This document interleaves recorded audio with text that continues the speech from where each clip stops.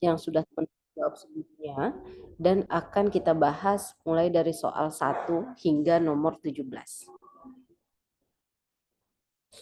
Mulai dari soal pertama, seorang laki-laki usia 42 tahun datang ke poliklinik dengan keluhan sesak napas yang memberat saat berbaring.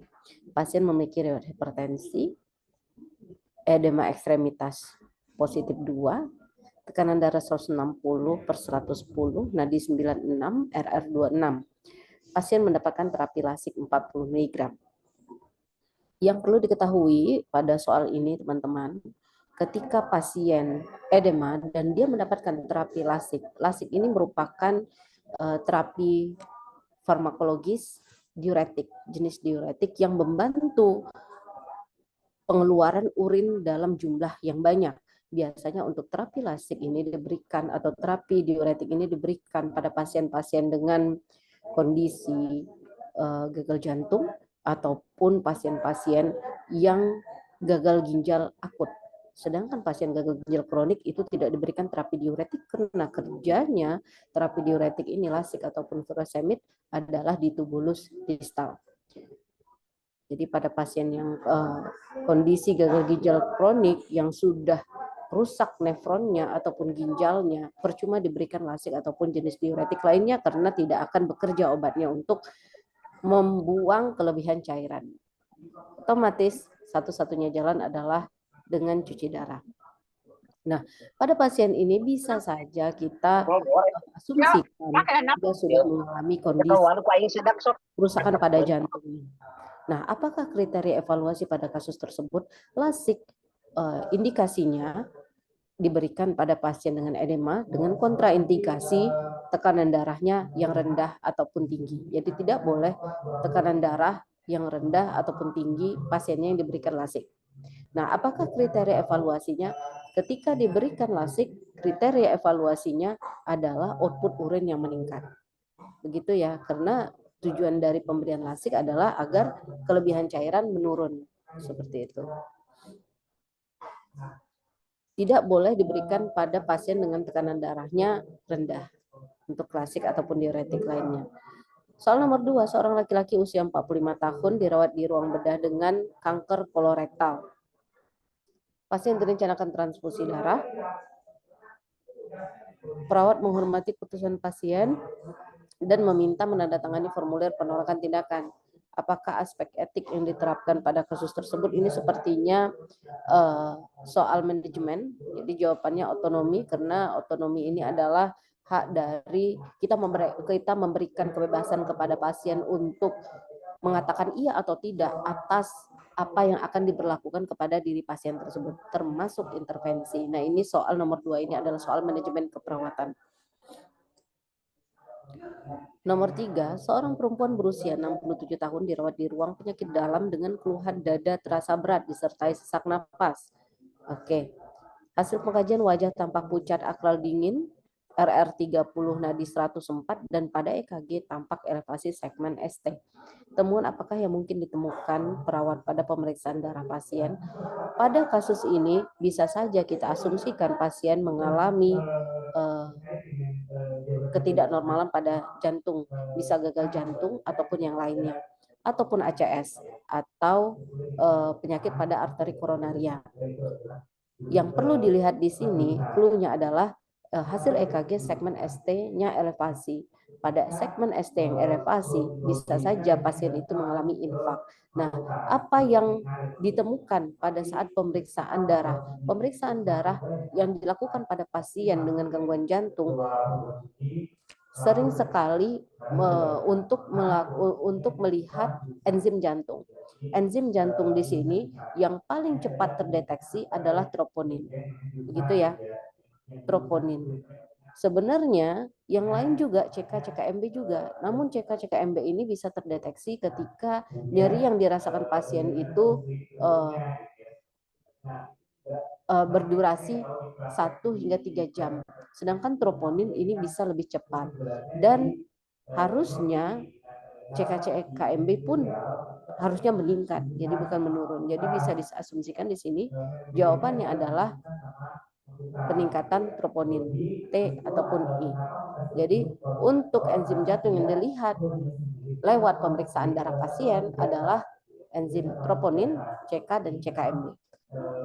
Tapi yang cepat untuk terdeteksinya adalah troponin.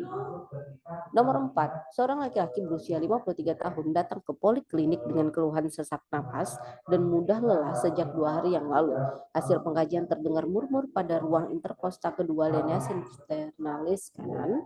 Ini mengindikasikan bunyi jantung tambahan. Manakah katup jantung yang mengalami gangguan pada pasien tersebut? Nah, untuk yang soal yang nomor 4 ini teman-teman harus tahu bunyi jantung 1-2 itu terdengar di bagian jantung sebelah mana, ICS berapa. Bunyi jantung 3 kalau ada itu terdengar di ICS berapa. Nah, kalau ICS ini kedua ya, ICS 2 linea sternalis kanan, ICS 2 itu letaknya katup aorta. Begitu ya teman-teman, letaknya katup aorta. Kalau mitral dan pulmonal, mitral dan pulmonal itu mengindikasikan bunyi jantungnya normal ya. Mitral, bikuspid atau triskupidalis serta pulmonal ini mengindikasikan bunyi jantung 1 dan 2. Yang tidak normal itu aorta. Kemudian yang nomor 5, seorang perempuan berusia 41 tahun dirawat dengan keluhan batuk sejak 1 bulan yang lalu. Hasil pengkajian RR28 bronki basal pada kedua basal paru dan rongsen dada menunjukkan adanya infiltrat pada paru. Apakah hasil perkusi dada yang sesuai dengan pasien tersebut? Infiltrat ini merupakan bisa jadi sputum yang menempel di alveoli ataupun neoplasma ataupun udara yang terkumpul sehingga merusak kapiler ataupun pembuluh darah yang melebar. Nah, itu corakannya ketika pasien di rongsen dadanya tampak infiltrasi. Warnanya putih-putih, teman-teman, hyperdense untuk tampilan rongsen dadanya. Nah, apakah hasil perkusi? Kalau di perkusi pastilah dia dullness. Sebenarnya bisa saja dia hipersonor kalau memang udaranya terbungkus di dalam alveoli, tapi jarang sekali teman-teman. Jadi kebanyakan infiltrat ini diakibatkan karena adanya bisa neoplasma ataupun sputum ataupun vaskular yang melebar ataupun pecah pembuluh darah yang di parunya. Jadi dullness karena solid. Kemudian nomor 6, seorang laki-laki berusia 52 tahun dirawat di ruang penyakit dalam dengan keluhan sesak napas sejak 1 minggu yang lalu. RR33, suhu 39, nadi 103, tekanan darah 135/95. Hasil AGD-nya 7,35, asidemia, asidosis, PaO2 70 masih normal karena batas bawahnya itu ada 60 sampai dengan 100, PaCO2 49, 35 sampai 45 normalnya, HCO3 24 normal 22 sampai 26. Bisa disimpulkan pasien ini mengalami asidosis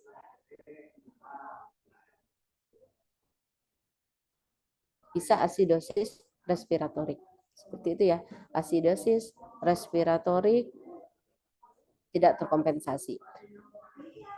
Apakah tujuan keperawatan pada kasus tersebut? Jalan napas paten, konservasi energi, infeksi tidak terjadi, termoregulasi adekuat, pertukaran gas adekuat.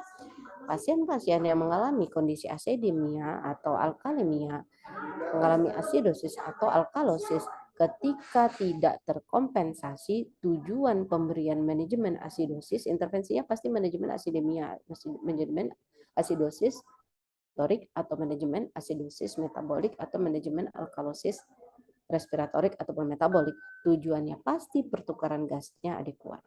Tidak ada yang lain. Itu E. Nama intervensinya itu ya tadi ya, manajemen asidosis atau alkalosis respiratorik atau metabolik. Nomor 7. Seorang perempuan berusia 49 tahun dirawat dengan keluhan sesak nafas Pasien tampak sangat cemas, gelisah, dan kelelahan. Hasil pengkajian produksi sputum berlebih, sulit batuk, dan terdengar mengi.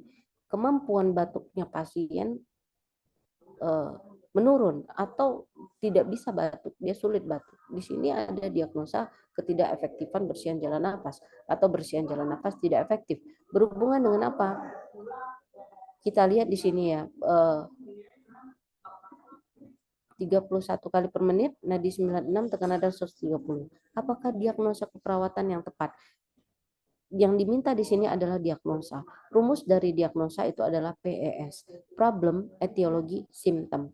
Jadi harus lengkap ketiga itu.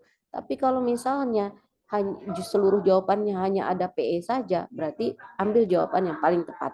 Tapi kalau ditanya apakah masalah keperawatan, kalau masalah keperawatan berarti P-nya saja. Nah, di sini pertanyaannya harus PES. Kita lihat jawabannya, ada tidak sampai simptom. Ternyata tidak ada sampai simptom. Berarti yang kita ambil jawaban terdekat untuk formula PE saja. P-nya problemnya pasti bersihan jalan nafas tidak efektif. Kita lihat hanya ada satu C di sana. Kita lihat E-nya berhubungan dengan hipersekresi. Hipersekresi. Oke. Hipersekresi. Di sini jawabannya C ya. Sekresi itu adalah pengeluaran bisa zat sisa hasil metabolisme, bisa benda asing tapi masih di dalam tubuh. Dari jaringan keluar ataupun masih di dalam tubuh. Itu sekresi. Tapi kalau ekskresi itu pengeluaran sisa hasil metabolisme ataupun zat benda asing dari dalam tubuh keluar tubuh, itu ekskresi. Jadi posisinya sputumnya masih di jalan nafas. Dia belum bisa mengeluarkan. Nomor 8. Seorang laki-laki berusia 23 tahun dirawat dengan keluhan napas terasa berat. Hasil pengkajian, pasien merasa cemas, gelisah, berkeringat dingin, bibir kering, dan terdengar wheezing. Wheezing ini kerap kali terdengar pada pasien-pasien yang mengalami spasme jalan nafas atau penyempitan jalan nafas. Dia vasokonstriksi, menyempit jalan nafasnya. Ketika jalan nafas itu menyempit, udara saat inspirasi ekspirasi pastilah seperti udara yang keluarnya sedikit-sedikit, makanya terdengar suara mengi ataupun istilahnya wheezing. Biasanya pada pasien dengan asma akibat hipersensitivitas. Nah, perawat menegakkan diagnosa bersihan jalan nafas tidak efektif. Betul, pada pasien yang mengalami penyempitan jalan nafas atau ada benda asing di jalan nafasnya, diagnosa yang paling tepat adalah bersihan jalan nafas tidak efektif. Karena jalan nafasnya tidak terbuka lebar atau menyempit. Artinya tidak efektif terbuka. Apakah etiologi pada diagnosa pasien tersebut? Itu D, jawabannya spasme jalan nafas. Kenapa tidak hiperplasia dinding jalan nafas?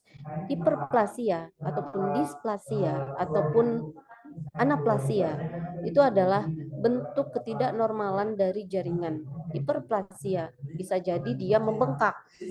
Biasanya istilah-istilah displasia, anaplasia, hiperplasia itu pada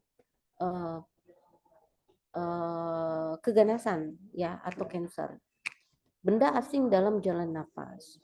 Benda asing pada jalan nafas. Kenapa tidak benda asing dalam jalan nafas, Bu? Karena suaranya wheezing, teman-teman. Kalau benda asing dalam jalan nafas biasanya tidak terdengar wheezing. Karena kalau wheezing itu ini jalan nafas ya, dia masih keluar udara, inspirasi ekspirasi masih keluar masuk, tapi menyempit. Kalau dia benda asing dalam jalan nafas, tersumbat dia. Suaranya enggak wheezing, tapi sudah berhenti biasanya nafasnya karena tersendat, karena terhambat. Benda asing dalam jalan nafas 2 kali ya, jawabannya B dan C tidak. Proses infeksi. Proses infeksi bisa saja terjadi, tapi pada kasus ini tidak ada datanya untuk lebih ke proses infeksi. Jadi jawabannya pasti spasme jalan nafas. Nomor 9. Seorang perempuan berusia 68 tahun dirawat dengan keluhan nyeri dada seperti tertindih beban berat menyebar ke lengan kiri. Hasil pengkajian nadi 98, RR 29, tekanan darah 135/85, tampak depresi segmen SD pada gambaran EKG. Kalau sudah depresi pasti iskemia jawabannya. nggak ada lagi iskemia, nggak ada lagi jawaban lain. Kalau elevasi pasti infak. Dia pertama itu, teman-teman, ketika arteri koronarianya mulai agak ditutupi plak-plak pembuluh darahnya, pembuluh darah arterinya, tapi masih ada oksigen, tapi jumlahnya sedikit, itu cenderung akan mengalami hipoksia. Hipoksia dulu, lama-kelamaan pembuluh darah itu tertutup dengan plak, mulai tertutup, lama-kelamaan menjadi iskemia. Iskemia, plaknya sampai lebih dari 80%, dia bisa menjadi infak, udah mati jaringannya, miokardnya, jaringan di ototnya. Kemudian lama-lama infak enggak diatasi, pasiennya kalau di jaringan itu nekrosis, sudah mati jaringannya. Nah, pada kondisi dengan segmen ST depresi atau turun ke bawah, yang dikatakan depresi itu adalah 3 kotak kecil lebih ke bawah segmen ST-nya. Itu dikatakan ST depresi, mengindikasikan adanya iskemia. Tapi kalau ST elevasi, 3 kotak kecil ke atas dari garis isoelektris ya, itu berarti dikatakan segmen ST-nya elevasi yang mengindikasikan terjadinya infak. Kemudian nomor 10, seorang perempuan berusia 60 tahun diantar keluarga ke poliklinik leher kaku dan pandangan kabur. Hasil pengkajian didapatkan tekanan darah 170/115. Pasien diresepkan obat furosemid. Ingat tadi ya, soal nomor pertama, lasik, furosemid itu termasuk diuretik. Ya, membantu pengeluaran cairan yang banyak di dalam tubuh lewat urin. Pasien bertanya tentang efek obat tersebut. Apakah informasi yang dapat disampaikan pada pasien tersebut? Furosemid menghambat efek adrenalin. Furosemid melebarkan pembuluh darah. Iya betul, melebarkan pembuluh darah. Kemudian memperlambat denyut jantung. Mempercepat denyut jantung. Furosemid membantu mengeluarkan natrium dan air. Sebenarnya jawaban dari D itu ada benarnya. Ya, D itu ada benarnya, dan C itu pun kompensasi dari tubuh ada benarnya. Terjadi di tubuh pasien ketika diberikan furosemid. Karena itu bentuk kompensasi. Nah, tapi yang ditanyakan di sini adalah apakah informasi yang dapat disampaikan pada pasien? Harusnya bukan begitu. Apakah tujuan dari pemberian terapi pada pasien tersebut? Nah, itu pertanyaan. Apakah tujuan dari pemberian terapi pada pasien tersebut? Nah, jawabannya baru benar E. Furosemid itu bertujuan untuk membantu mengeluarkan air atau kelebihan air. Tapi kalau yang disampaikan menghambat efek adrenalin, ini ada melebarkan pembuluh darah, ini juga ada proses itu. Ada proses patofisiologi atau fisiologis setelah pemberian furosemid ataupun diuretik kepada pasien. Tapi benar jawabannya E, itu intinya, inti jawabannya. Nomor 11, seorang laki-laki berusia 46 tahun dirawat dengan keluhan kelumpuhan pada sisi kanan tubuh. Perawat melakukan pemeriksaan kekuatan otot pada ekstremitas atas kanan. Hasil pemeriksaan didapatkan pasien tidak mampu mengangkat tangan, hanya dapat menggeser-geser tangan. Berapa skor kekuatan otot? Ya jelas 2 lah. Kalau 1 itu teman-teman, dia tidak bisa melakukan pergerakan. Tapi ketika teman-teman menyentuh tangan pasien tersebut, ada keras. Itu mengindikasikan ada spasme otot. Tapi tidak bisa bergerak. Itu 1. Kalau dia masih bisa bergerak, menggeser tangan, itu 2. Ini jelas 2. Gitu ya. Kalau 3, pasien ini bisa mengangkat tangan tapi tidak bisa melawan tahanan yang diberikan. Kalau 4, dia ini bisa melawan tahanan atau melawan gravitasi yang diberikan. 5, ini bergerakan spontan. Itu jelas jawabannya 2. Kemudian nomor 12. Seorang laki-laki usia 52 tahun dirawat dengan stroke non-hemoragik. Stroke non-hemoragik juga dikatakan sebagai dengan stroke iskemia. Ya, maaf, dengan stroke infak. Disebabkan karena adanya sumbatan atau emboli yang membuat jaringan setelah sumbatan tersebut hipoperfusi atau tidak mendapatkan perfusi yang adekuat atau tidak mendapatkan aliran darah yang lancar. Keluarga menyatakan jika pasien lambat menangkap dan merespon pembicaraan orang lain, kesadaran pasien kompos mentis. Perawat akan melakukan pengkajian terhadap memori jangka pendek. Apakah pertanyaan yang tepat disampaikan perawat pada kasus tersebut? Apakah menu makanan yang Bapak makan tadi pagi?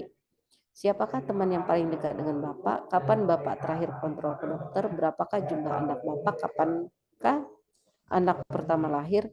Nah, ini sebenarnya tidak sulit menjawabnya ya. Ya, aktivitas yang dilakukan pasien, aktivitas terdekat ya, yang lampau, yang sebelumnya dilakukan pasien ya itu saja yang ditanya. Itu kan memori jangka pendek.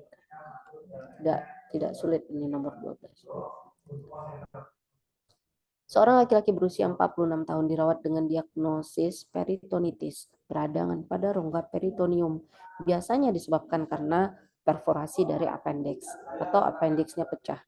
Hasil pengkajian setelah dirawat 2 hari ditemukan frekuensi napas 35, nadi SOS 28, tekanan darah 70/50, nadi teraba lemah, pengisian kapiler atau CRT lebih dari 2 menit. SAO 285%. Berapa MAP pada pasien tersebut? Nah, ini teman-teman tinggal mencari aja rumus MAP apa. Rumus MAP berapa? 2 kali sistol tambah diastol dibagi 3, Ibu. 2 sistol Tambah diastol dibagi 3. ya, 2 sistol tambah diastol bagi 3. Jadi tinggal mencari aja. Sebenarnya tidak perlu data-data lain, teman-teman bisa untuk menjawab berapa MAP ini. Nah, MAP yang meningkat signifikan akan mempengaruhi dari TIK, tekanan intrakranial. Jadi cerebral perfusion sama dengan MAP dikurang TIK, peningkatan tekanan intrakranial. Itu rumusnya. Oke, nomor 14, seorang laki-laki berusia 45 tahun dirawat pada hari kelima di ruang neurologi dengan stroke hemoragik. Hasil pengajian kesadaran somnolen, tekanan darah 140/90, nadi 80, RR20, gangguan refleks menelan. Pasien direncanakan tindakan pemasangan NGT dengan diet cair 3x500. Apakah intervensi untuk mencegah terjadinya komplikasi akibat tindakan tersebut? Nah, pada pasien ini dia direncanakan untuk pemasangan NGT dengan diet cair. Jawaban pertama, memberikan posisi yang nyaman bagi pasien. Menekuk selang NGT saat memasukkan makanan. Meninggikan kepala tempat tidur saat pemberian makanan. Memberikan apakah intervensi untuk mencegah terjadinya komplikasi akibat tindakan tersebut? Komplikasi akibat pemasangan NGT. Sebenarnya ini pasiennya baru direncanakan ya, belum terpasang NGT ya. Tapi kalau pasien-pasien yang sudah terpasang NGT, dia itu diposisikan harusnya sih minimal semipolar ya, atau kepalanya tempat tidurnya lebih tinggi. Kenapa? Karena dia gangguan refleks menelan. Ketika dietnya diet cair diberikan kepada pasien dan posisi pasien supinasi, dia akan refleks. Pasien yang mengalami gangguan refleks menelan biasanya katup esofagealnya juga mengalami kelemahan. Ya, katup esofageal itu di atas dari di bawah esofagus, di atas dari gaster ataupun lambung. Ketika dia mengalami kelemahan dalam menelan, posisinya supinasi, dia akan refleks alir balik. Takutnya masuk ke saluran pernafasan. Makanya kepala tempat tidur harus ditegakkan. Nomor 15, seorang perempuan berusia 35 tahun pasca laparotomi hari kedua. Hasil pengkajian, kesadaran kompos mentis, tekanan darah 120/80, nadi 86, RR20, bising usus lemah, dan perkusi timpani pada abdomen. Pasien terpasang NGT dan saat ini masih dipuasakan. Apakah tujuan pemasangan NGT pada kasus tersebut? Nah, pasien pasca laparotomi hari kedua. Kemudian bising ususnya lemah, perkusinya timpani pada abdomen. Berarti masih normal ya. Pasien terpasang NGT dan saat ini masih dipuasakan. Berarti NGT itu fungsinya ada dua, teman-teman. Pertama, untuk memasukkan makanan, atau yang kedua, mengeluarkan apa yang ada di gaster. atau apa yang ada di lambung. Ketika di sini clue-nya pasien masih dipuasakan, berarti tidak ada makanan yang dimasukkan lewat NGT. Berarti fungsi yang kedua dijalanin, atau mengeluarkan apa yang ada di lambung. Ya, jawabannya D, dekompresi lambung. Nomor 16, seorang perempuan berusia 52 tahun dirawat dengan keluhan sesak napas, batuk, berdebar-debar mudah lelah. Hasil pemeriksaan edema plus 2, JVP 5+3 cm H2O, terdengar bunyi jantung S4. Apakah diagnosa keperawatan pada kasus tersebut? Oke, bisa saja di sini teman-teman menjawab E atau hipervolemia atau kelebihan volume cairan. Kenapa jawabannya penurunan curah jantung, Bu? Kita lihat di sini, core permasalahannya apa? Pasien tampak edema plus 2, JVP 5+3 cm H2O, terdengar bunyi jantung S4.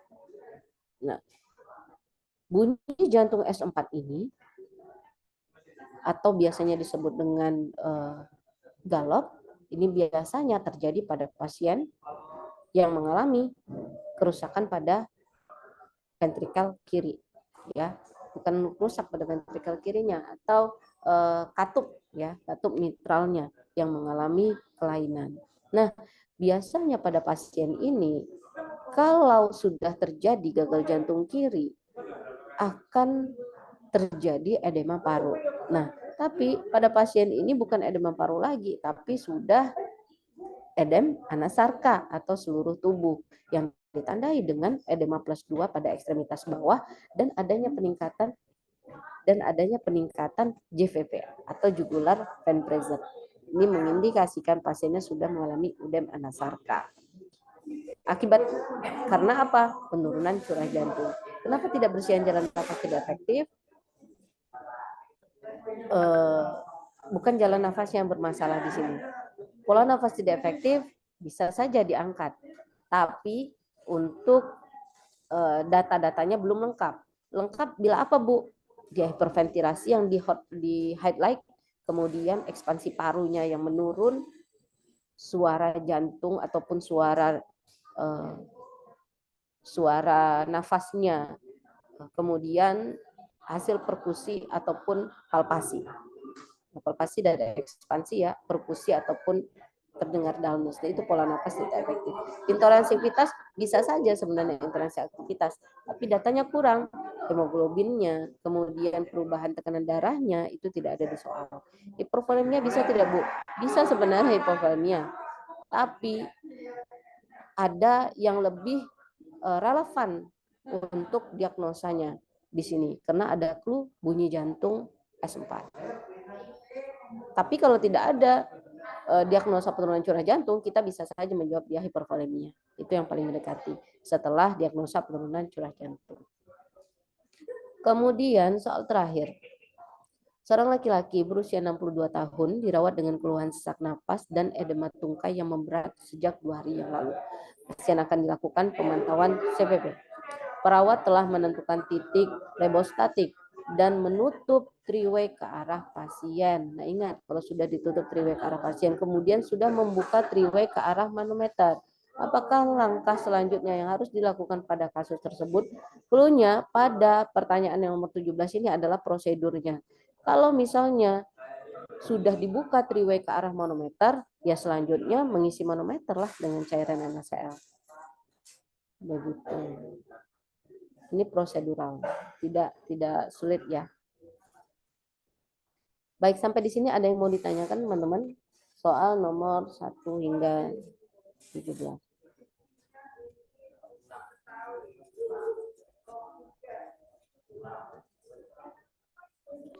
Ibu, saya izin bertanya.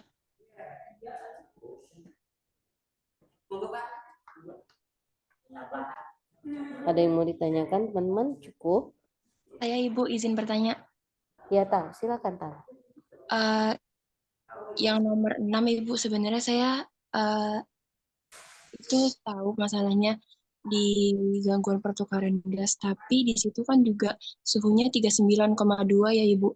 yang berarti kan hipertermi itu kira-kira kenapa ya Bu suhunya bisa tinggi kayak gitu? Apakah itu dari kompensasi tubuhnya akibat dari pertukaran gas yang tidak adekuat atau bagaimana Bu? Ya, di sini soal nomor 6, dirawat di ruang penyakit dalam dengan keluhan sesak napas sejak 1 minggu yang lalu. Dari sini saja kita kemungkinan atau ya bisa diasumsikan pasien ini karena di ruangan penyakit dalam bisa diasumsikan dia bisa saja mengalami infeksi ataupun inflamasi yang terjadi pada pasien. Nah, tapi yang dilihat di sini sebenarnya kalau 39,2 kita harus tahu dulu 39,2 ini apakah benar diakibatkan karena infeksinya atau hal lain, misalnya lingkungan yang panas seperti itu. Kalau kamu jawab termoregulasi adekuat, sebenarnya itu benar saja tapi tidak tepat. Kenapa tidak tepat? Karena yang dipotret di sini selain dari suhu, kita utamakannya adalah oksigenasinya. Kalau oksigenasinya bermasalah dengan suhu yang bermasalah, itu lebih urgent kita mengatasi oksigenasinya dulu daripada suhu. Walaupun sama-sama kebutuhan dasar. Seperti itu. Baik, terima kasih Bu Vera. Ya. Tapi yang nomor 6 ini teman-teman harus cepat menginterpretasi dulu ya. Kalau misalnya dia hasil AGD-nya ini dia mengalami asidosis respiratorik tapi sudah terkompensasi penuh, berarti ya carilah, berarti pertukaran gasnya sudah otomatis sudah mendekati adekuat dong ya. Berarti cari jawaban yang lain. Tapi kebetulan saja mungkin di sini hasil AGD-nya memang tidak terkompensasi.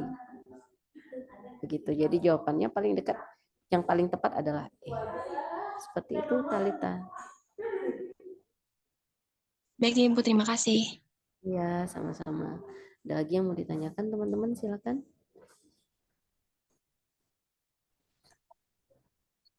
Ibu, saya mau bertanya, Bu. Ya, silakan Eca. Sebenarnya yang saya mau tanyain ini soal dari yang saya temuin di luar TOUP ini, Bu. Terkait dengan interpretasi AGD dan kompensasinya. Jadi yang ditanyain ini terkait dengan mekanisme kompensasi. Jadi pasiennya ini sudah diketahui bahwa dia itu mengalami alkalosis metabolik, Bu. Nah, pertanyaannya itu tanda dan gejala yang mungkin muncul sebagai mekanisme kompensasi pada pasien tersebut. Nah, jawabannya itu karena pasiennya ini alkalosis metabolik ya, Bu. Jadi kompensasinya itu adalah hiperventilasi. Nah, sebenarnya saya mau tanyain ke Ibu itu terkait mekanisme kompensasi pada pasien-pasien yang interpretasi AGD-nya itu abnormal sih, Bu. Itu tuh mekanismenya bagaimana ya, Bu? Karena kan yang kita tahu kompensasi itu ada yang terkompensasi sebagian, ada yang tidak terkompensasi, ada yang terkompensasi penuh.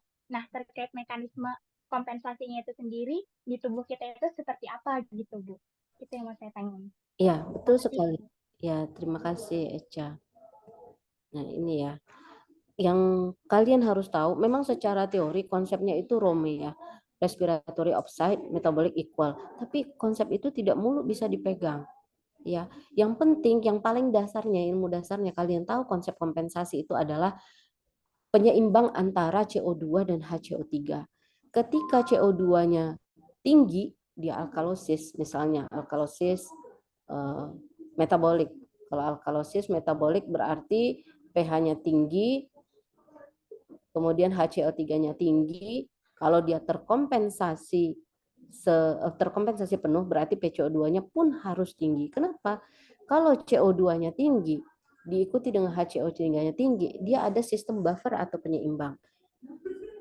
Clue-nya, kalian harus tahu bagaimana mekanisme pembentukan buffer.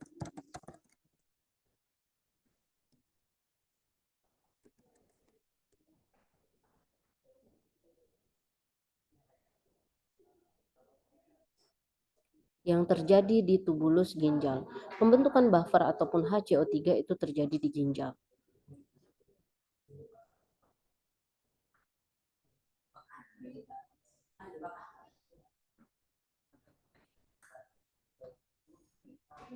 Nah, terlihat tidak? Tidak, Ibu, masih soal yang tadi. Oh, bentar.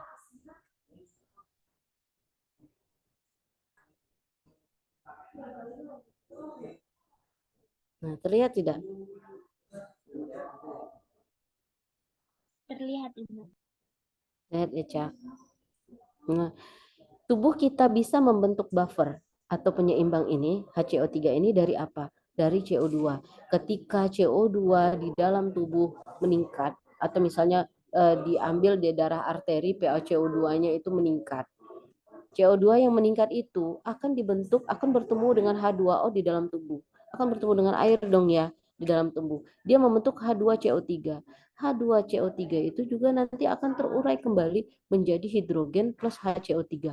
HCO3 yang ada di dalam darah ini, yang terbentuk di dalam ginjal ini akan masuk ke dalam pembuluh darah di ginjal dan akan masuk akan dialirkan ke seluruh tubuh, termasuk di arteri dan juga ada di vena.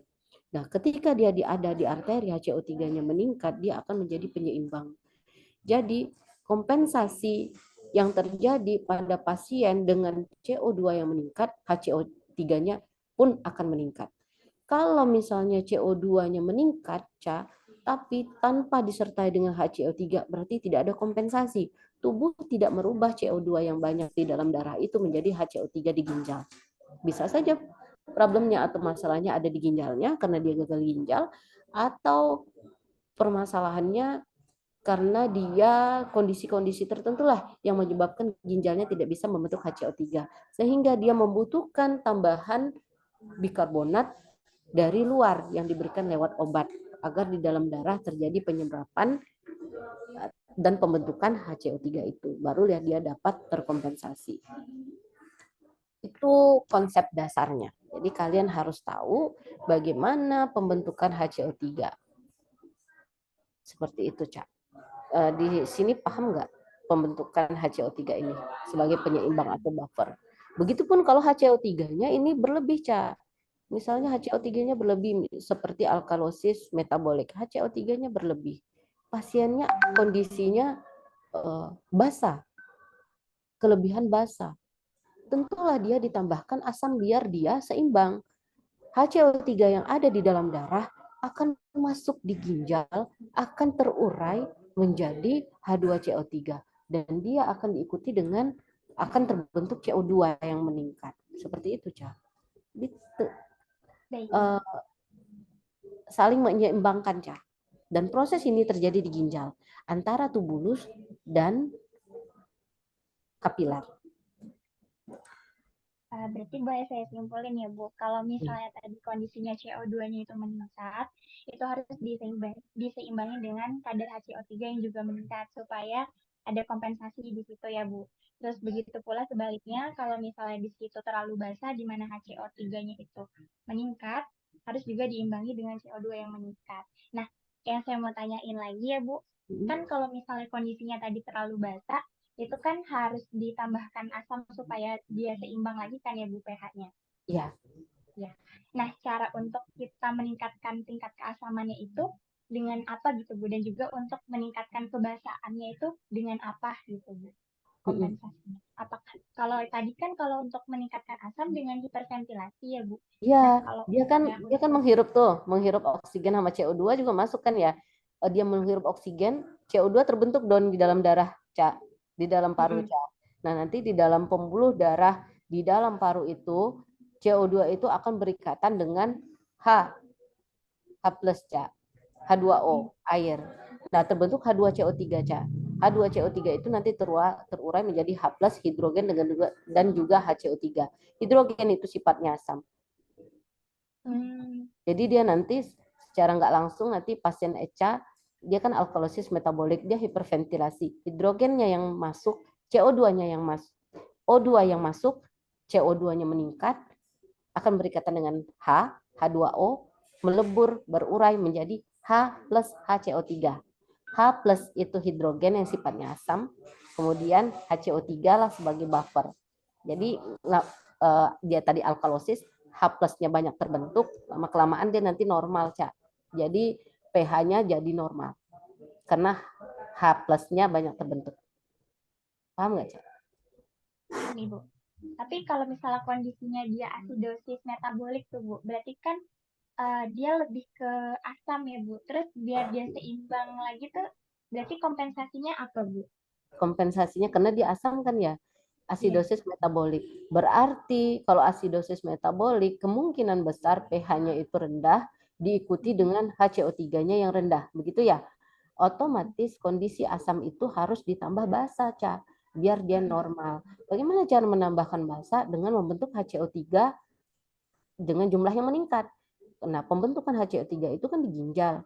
Makanya kalau pasien-pasien dengan gagal ginjal, dia cenderung HCO3-nya tidak bisa terbentuk karena ginjalnya rusak. Makanya ada penambahan bikarbonat dari luar. Begitu, Cak. Tapi biasanya sih nggak mulu ditambah diberikan Big Nut ya. Tapi pasiennya dibantu untuk mengoptimalkan fungsi ginjal ini dalam menghasilkan HCO3. Nah, kalau di asidosis metabolik, kondisinya hanya banyak nggak, Cah, hidrogennya? Hidrogennya, HCO3-nya ya, Bu? Hidrogennya, pH-nya kan turun. pH, kalau ini di soal ini kan alkalosis metabolik dia ya, Bu. Iya. Alkalosis metabolik. Jadi pH-nya itu 7,5, HCO3-nya 38, PaCO2-nya 50, Bu. Jadi semuanya itu abnormal. Semuanya naik. Iya, itu alkalosis metabolik terkompensasi. Iya. Karena PCO2-nya meningkat. Karena untuk menghasilkan HCO3, itu CO2-nya harus meningkat. Begitu. Tapi kalau nggak meningkat, Cak, CO2-nya nggak meningkat, dia nggak terkompensasi, Cak. Ibu. Sudah paham, Ibu. Terima kasih, Ibu, penjelasannya. Ya, konsep intinya itu ada di fungsi dari ginjal, sesuai dengan gambar ini. Kalau teman-teman paham. Nah, yang ini, mana nih gambarnya?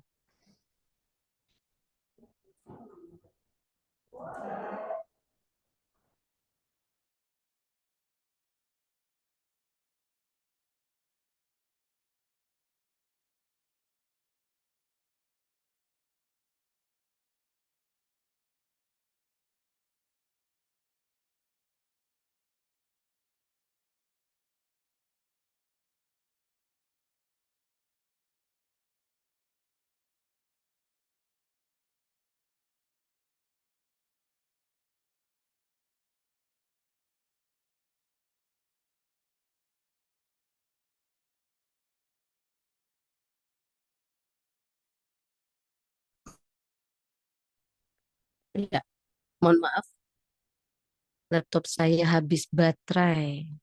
Oke, yang paling mudah itu teman-teman memahami fungsi dari ginjal. Ya, Pak. Terima kasih ya, Pak. Ya, fungsi dari ginjal. HCO3 itu terbentuk atau proses pembentukannya itu di ginjal, khususnya di tubulus ginjal, bulus distal. Ketika HCO3 meningkat, kondisinya basah banget tubuh pasien. Biar normal, bagaimana? Banyak banget basahnya, biar normal bagaimana? Ditambahi asam kan ya, biar normal. Begitupun kalau kondisi pasien tubuhnya itu asam banget. Berarti biar normal diberikan apa? Diberikan basa, tapi jangan kelewatan basanya. Jangan kebanyakan basanya, nanti jadi basah banget kondisi badan pasien. Nah, konsep dari kompensasi itu banyak dipegang oleh CO2 dan HCO3. CO2 itu adalah karbon dioksida yang bisa terbentuk kalau pasiennya banyak menghirup oksigen. Oksigen yang dihirup oleh pasien akan berganti atau berdifusi bertukar dengan CO2 yang ada di badan pasien. Jadi diminta tubuh kita ini mengeluarkan CO2 atau memproduksi CO2 dalam waktu cepat akibat oksigen yang masuk ke tubuh. Nah, CO2 yang masuk itu akan masuk ke dalam darah. Di dalam darah akan dibawa ke ginjal, CO2 tersebut akan berikatan dengan H2O, membentuk H2CO3. H2CO3 yang terbentuk karena tubuh kita itulah hebatnya ya. Ketika H2CO3 itu terbentuk, dia akan terurai menjadi H plus HCO3. HCO3 yang terbentuk di tubuh itu masuk ke dalam darah untuk menyeimbangkan kondisi asam yang terjadi. HCO3 banyak terbentuk akibat perubahan dari CO2 menjadi H2CO3, dilebur menjadi H plus HCO3. HCO3-nya banyak terbentuk, dialah yang akan menjadi penyeimbang atas kondisi asam yang terjadi di tubuh. Lama-kelamaan tubuhnya akan menjadi normal. Seperti itu teman-teman, konsep dasarnya. Ada yang mau ditanyakan? Ibu mau tanya lagi. Berarti Boleh, kalau silakan. misalnya di tubuh itu tidak mampu mengkompensasikan kelainan itu tuh berarti emang ada masalah di ginjalnya ya, Bu? Betul sekali, Eca. Makanya kalau dilihat ya, pasien-pasien yang gagal ginjal, kerap kali dia mendapatkan tambahan-tambahan suplemen. Seperti apa yang sering? Big Nut itu ya, Bu, biasanya. Iya, Big Nut itu kan bikarbonat. Bentar ya. Iya.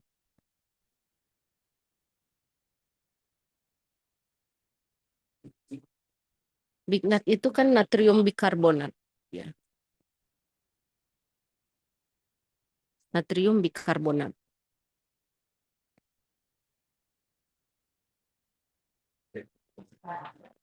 Ada lagi yang mau ditanyakan, teman-teman?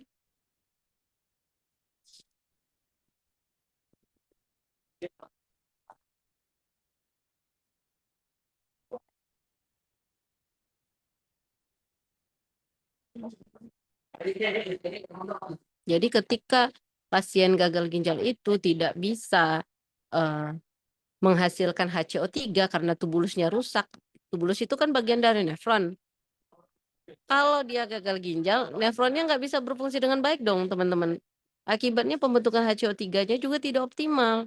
Otomatis, karena HCO3 itu asam bikarbonat, dia membutuhkan tambahan bikarbonat dari luar. Diberikanlah Big Nut atau natrium bikarbonat. Di mana ketika pasien memakan Big Nut itu, dia masuk ke dalam, meminum Big Nut itu dia masuk ke dalam lambung, di sanalah terjadi penyerapan. Bikarbonat itu diserap.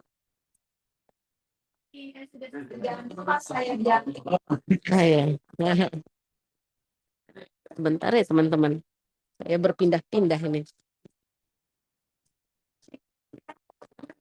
Ya, ketika Big Nut itu masuk ke tubuh pasien, disitulah dilakukan penyerapan oleh tubuh. Jadi bikarbonat itu langsung ada di dalam darah. Jadi tidak perlu dibentuk di ginjal, di dalam tubulus, karena tubulusnya kan rusak.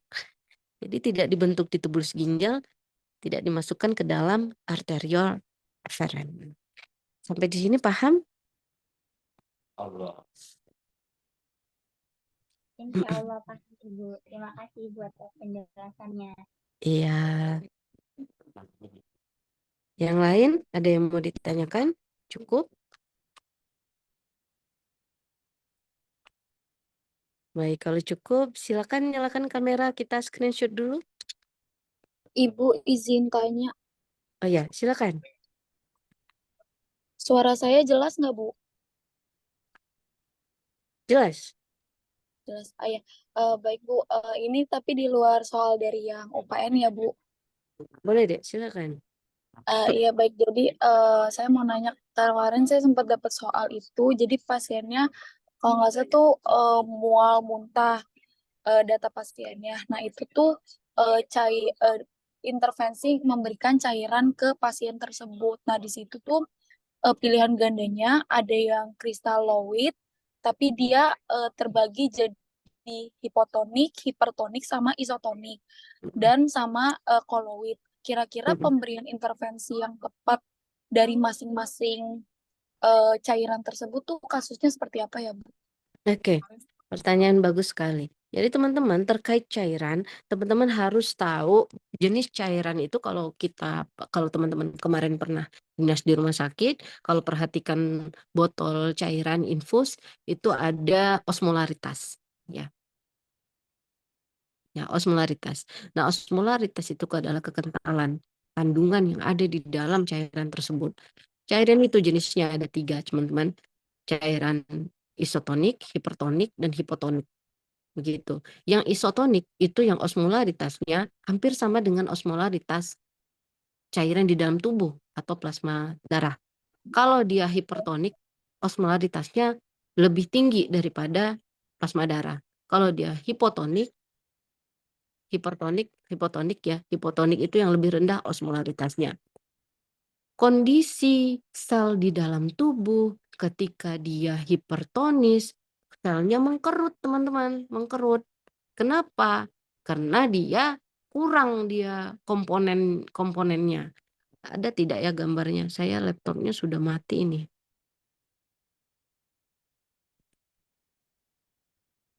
Ada yang bisa share? Nanti apa paham? Saya jelaskan tanpa gambar ya. Tapi pada kondisi yang hipotonik, sel tersebut membengkak, gembung, edema selnya. Nah, kondisinya pada kasus pasiennya mual muntah ataupun diare 5 kali sehari.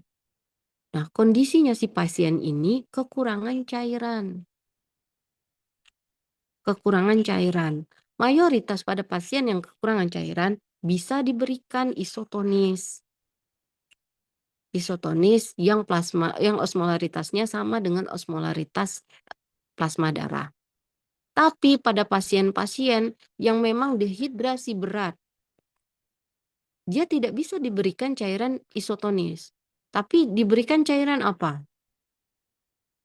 Kondisi sel di dalam tubuhnya tentulah mengkeruk dalam kondisi yang hipertonis.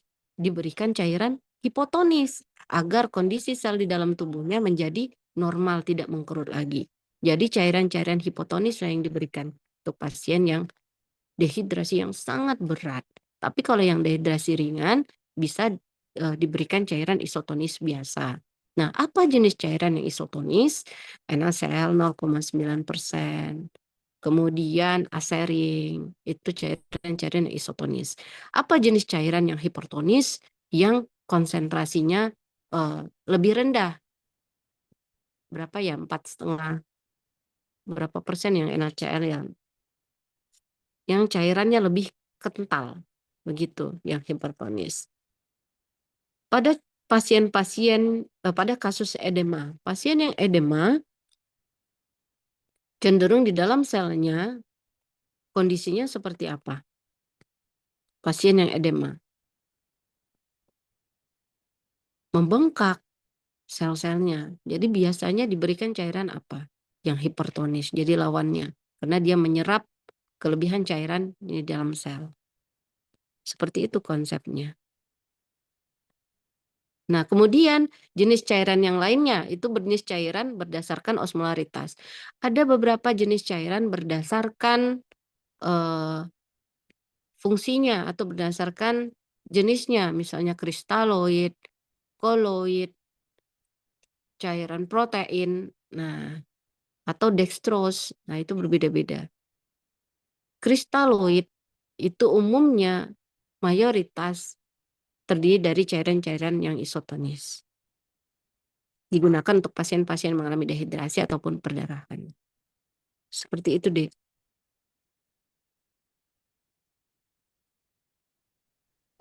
Baik Ibu, kalau misalkan untuk koloid sendiri seperti apa Bu?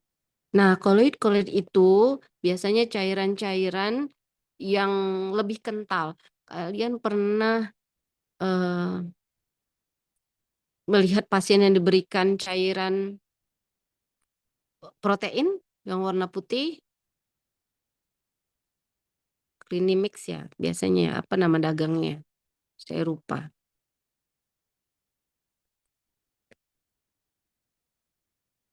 yang lebih kental, yang biasanya terdiri dari protein ataupun albumin, itu yang Yang jenis bungkusnya gede gitu nggak, Bu? kenapa? Yang bungkusnya gede. Iya betul. Iya pernah lihat, Bu. Ya, pernah nggak berikan pasien? Biasanya kalau untuk pasien-pasien yang mendapatkan cairan koloid itu, dia diberikan bukan di eh, vena perifer.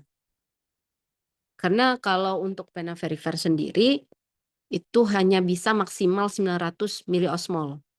Kalau NaCl itu kalau saya tidak salah sih 450 atau kurang dari 900 miliosmol. Itu bisa di vena perifer.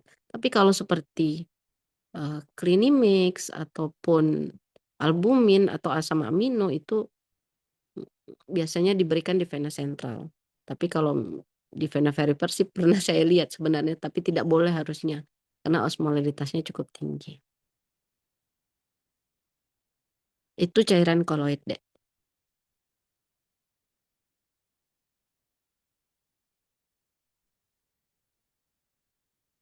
Baik, terima kasih Bu Vio atas jawabannya.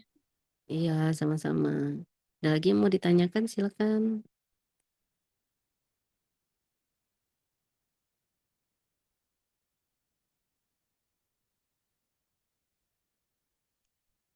Ada lagi yang mau ditanyakan? Cukup. Baik, sudah di screenshot tadi? Belum, Ibu. Boleh, ya boleh nyalakan kamera ya. Kita screenshot ya.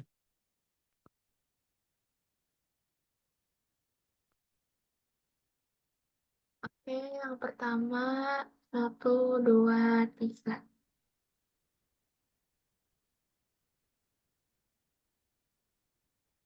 Yang halaman kedua 1, 2, 3.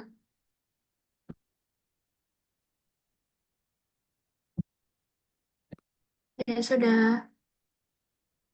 Oke deh teman-teman, semoga bermanfaat. Assalamualaikum warahmatullahi wabarakatuh. Selamat siang. Salam, terima kasih. Terima kasih banyak Ibu.